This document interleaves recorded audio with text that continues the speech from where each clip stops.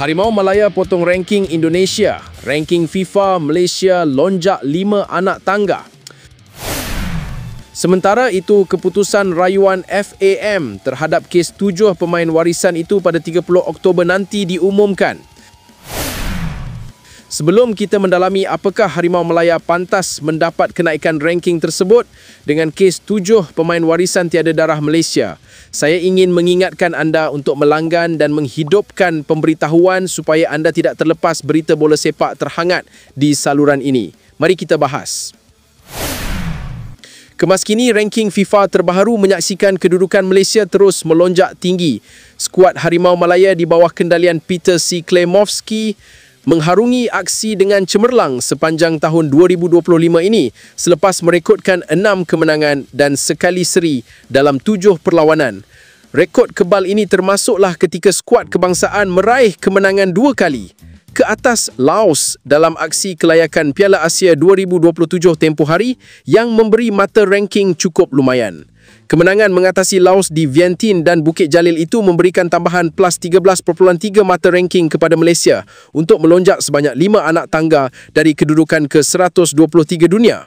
Lonjakan ini menyaksikan Malaysia kini mengumpul 1,161.53 mata di tangga ke-118. Selain turut memintas 4 buah negara iaitu Indonesia, Sierra Leone, Korea Utara dan juga Sudan. Malaysia kini turut bergelar pasukan ketiga terbaik ASEAN di belakang Thailand yang menghuni kedudukan ke-96 dunia, sementara Vietnam di tangga ke-111 berdasarkan kemaskini terbaharu. Keputusan rayuan FAM terhadap kes 7 pemain warisan itu pada 30 Oktober nanti diumumkan. Keputusan rayuan Persatuan Bola Sepak Malaysia FAM dan 7 pemain warisan negara bakal diketahui pada 30 Oktober ini. Perkara ini dinyatakan Peguam Sukan Antarabangsa Serge Vitos yang mewakili FAM untuk proses rayuan kepada Jawatankuasa Rayuan FIFA.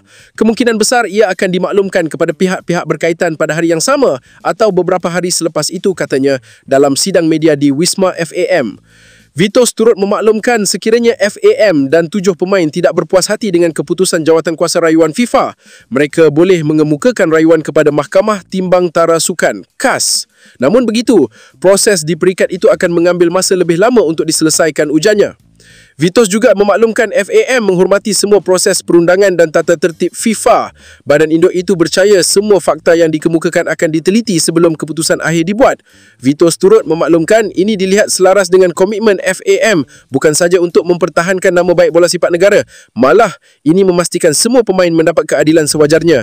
Terdahulu, FAM mengumumkan Setiausaha Agung badan induk itu, Datuk Nor Azman Haji Rahman, digantung berkuat kuasa serta-merta.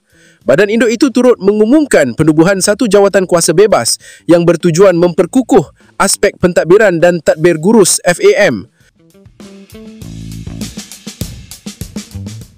Terima kasih sudah menonton sampai habis. Jangan lupa untuk menyukai video ini jika anda menyukainya. Komen di bawah jika anda mempunyai pemikiran lain dan langgan untuk lebih banyak berita bola sepak Malaysia. Jumpa lagi dalam video seterusnya.